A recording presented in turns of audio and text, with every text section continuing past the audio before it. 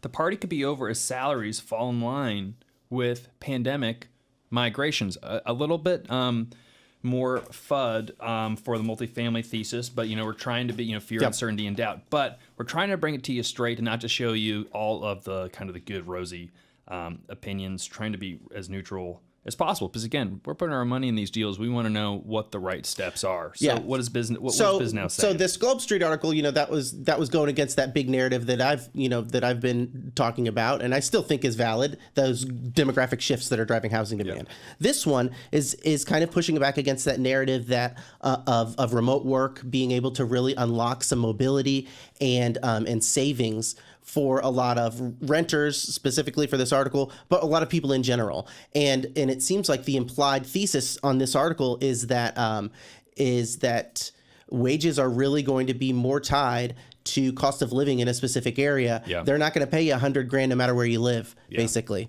And I think that there's some truth to that, but I don't think that it's going to be as strong as this article implies. I don't think that there's going to be a huge snapback in wage expectations that's more tied closely to cost of living. One, because it's just hard for me to imagine a coworker that remote works from Seattle making that much more than me just because I live in Indianapolis. Yeah.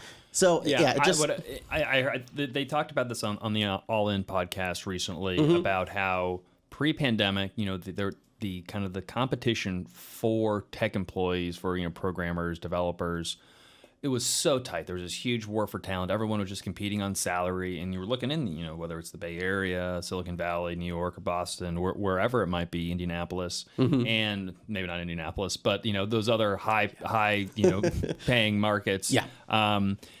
But now with work from home, all of a sudden that their labor pool has grown so much, and so they have so many options because they're no longer just saying, hey, you need to be here in San Francisco, you need to be ready to move and get going.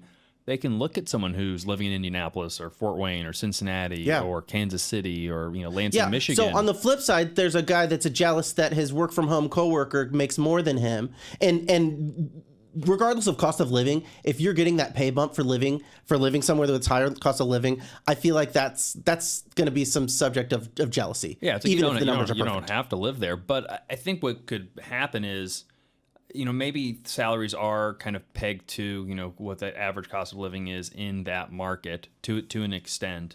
But you're going to see wages probably lower in, the Silicon Valleys, Bay Areas of the world, but increase in the kind of the Midwest, the Indianapolises, the Columbus, Ohio's, and all of those. That's what I say. So there's that jealousy angle, and then there's also if I was a tech firm in Seattle, I'd be snapping up people in Cincinnati and Indianapolis and Kansas City because that's a deal. Regardless of whether I don't really care if your cost of living's lower. I'm getting a deal for your market, and the fact that it's expanded to this huge new pool of talent. That's got to be great. Yeah. Great for the individual worker and probably great for someone that wants to hire them. Yeah, I agree.